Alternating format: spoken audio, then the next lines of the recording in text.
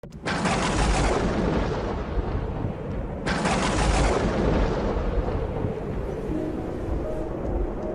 ce temps-là, dans la synagogue de Nazareth, après la lecture du livre d'Isaïe, Jésus déclara: « Aujourd'hui s'accomplit ce passage de l'Écriture que vous venez d'entendre. » Tous lui rendaient témoignage et s'étonnaient des paroles de grâce qui sortaient de sa bouche.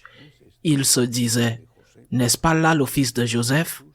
Mais il leur dit: « Sûrement vous allez me citer le dicton « Médecin, guéris-toi toi-même » et me dire: « Nous avons appris tout ce qui s'est passé à Capharnaüm. Fais donc de même ici dans ton lieu d'origine. » Puis il ajouta: « Amen, je vous le dis, aucun prophète ne trouve un accueil favorable dans son pays. En vérité, je vous le dis, au temps du prophète Élie, lorsque pendant 3 ans et demi le ciel retint la pluie et qu'une grande famine se produisit sur toute la terre, il y avait beaucoup de veuves en Israël.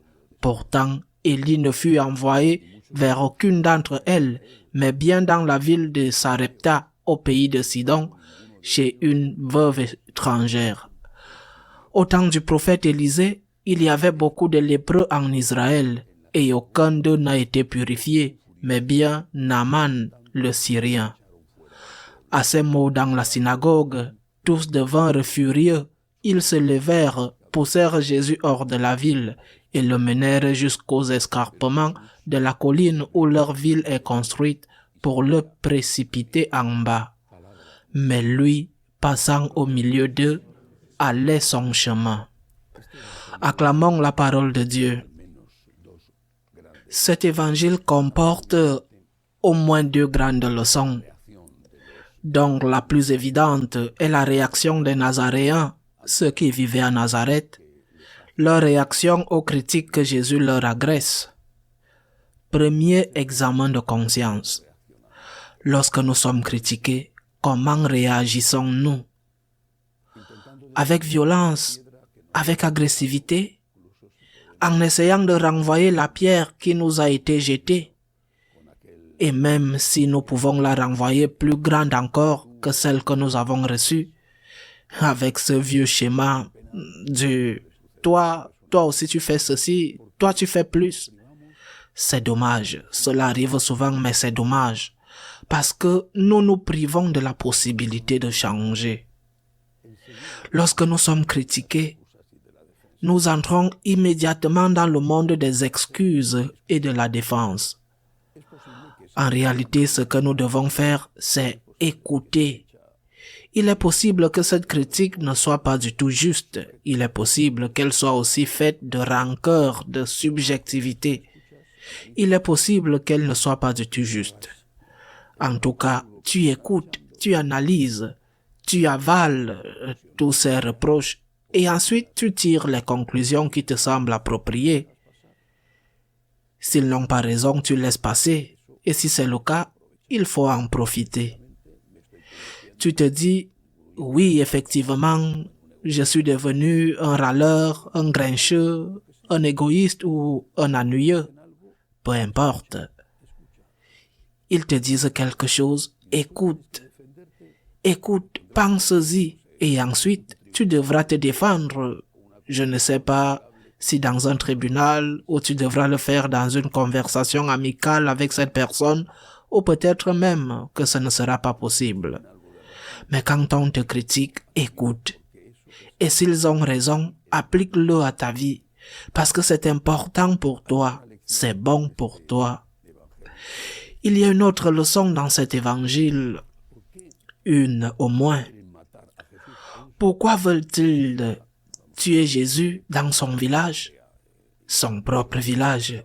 Nazareth était un village et beaucoup d'entre eux étaient parentés. Et bien sûr, ils étaient tous des connaissances. On dit petite ville, grand enfer, c'est-à-dire qu'il y aurait aussi leur querelle et leur haine, parfois depuis des générations, des haines qui se transmettaient de famille en famille.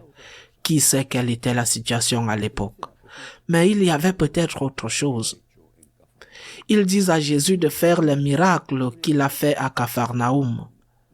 C'est-à-dire, ils veulent un Dieu, même s'ils ne le croyaient probablement pas à l'époque que Jésus était Dieu, mais ils veulent un Dieu ou un représentant de Dieu qui les satisfasse, qui leur plaise, qui les serve. Ils veulent un Dieu qui soit à leurs ordres, à leur service. Un Dieu qui fait ce qu'ils veulent. Maintenant, j'ai besoin de ceci, tu dois le faire. Et si tu ne le fais pas, le geste qu'ils ont essayé de faire avec Jésus était réel et en même temps symbolique. Si tu ne fais pas ce que je te demande ou ce que je te commande, ce que je t'exige, je te tue. Tu es Dieu. Tu es Dieu quand il n'est d'aucune utilité. Tu es Dieu quand il ne vous est d'aucune utilité. N'est-ce pas ce qui se passe aujourd'hui? À Nazareth, ce qui s'est passé, ils ont essayé de tuer Jésus. Ils ont vraiment très mal réagi à la critique que le Seigneur leur a faite. Aucun prophète n'est bien accueilli dans son propre pays. Eh bien, mais l'essentiel est qu'ils n'avaient pas voulu satisfaire leurs désirs. Guéris-moi de ceci, guéris-moi de cela, rends-moi riche. Un Dieu à ton service. Méditons sur ce point. Comment est ma foi en Dieu? Quand je contemple la nature, surtout à l'endroit où je vis entouré par la nature. Quand je contemple la nature, je vois l'œuvre de Dieu. Et l'œuvre de Dieu me parle de la puissance de Dieu. Dieu est puissant. Dieu est le Créateur. Dieu est tout-puissant. Cela me fait sentir très petit et m'aide à savoir qu'il existe un Dieu créateur, un Seigneur, un Dieu puissant qui peut m'aider. Mais quand j'entre dans cette petite chapelle, qui n'est même pas une grande église, mais une toute petite chapelle dans un séminaire, quand j'entre dans cette petite chapelle, tout me parle de petitesse, et pas seulement à cause de la taille de la chapelle. J'ai derrière moi le tabernacle. Dieu y est, faible, impressionnant. Dieu faible, dans un morceau de pain. Dieu réel, présence réelle du Dieu faible. Rien ne pourrait être plus faible que cet humble morceau de pain qui est pourtant Dieu. Faiblesse, fragilité de Dieu. Dans mon dos, j'ai aussi une très belle et très significative image de la Vierge Marie prenant soin et en même temps adorant l'enfant Jésus. Encore le Dieu faible, un bébé, un Dieu enfant. Celui qu'Hérode a essayé de tuer. Celui que tant de gens tuent, par exemple, chaque jour avec l'avortement. Un Dieu faible. Un peu plus loin au centre de cette petite chapelle se trouve un crucifix. Qu'y a-t-il sur le crucifix? Un homme déjà adulte, détruit, torturé, couronné d'épines, saignant à nouveau. Un Dieu faible encore. Le Dieu fort, le Dieu puissant, le Dieu qui fait des miracles, le Dieu qui a créé cet immense univers merveilleux. Ce Dieu se fait faible dans l'Eucharistie, à Bethléem, sur le Golgotha. Et maintenant, que dois-je faire? Que vais-je faire? Dire au Dieu faible qu'il ne m'intéresse pas, le tuer symboliquement dans le sens où je m'éloigne de lui. Je ne suis pas intéressé par toi. Je veux un Dieu fort. Mais je ne demande pas un Dieu fort, parce qu'un Dieu fort, je dois l'adorer et le servir. Non, je ne veux pas d'un Dieu fort qui me sert. C'est le cœur du problème et c'est l'examen de conscience que nous devons faire. Je veux un Dieu puissant, qui soit en même temps mon serviteur, ma servante, mon esclave. Je veux un Dieu qui me donne ce que je demande quand je le demande et tout ce que je demande. Et sinon, je le tue. C'est-à-dire, je n'ai plus foi en toi, tu ne m'intéresses plus, tu n'es plus utile. Cette vieille phrase que certains hommes disent à leurs femmes quand ils en ont trouvé une autre. Chérie, je n'ai plus de sentiments pour toi. Tu ne m'es plus utile. Eh bien, c'est ce que beaucoup font. L'apostasie silencieuse de ceux qui partent, qui sont partis. Tu ne m'intéresses plus.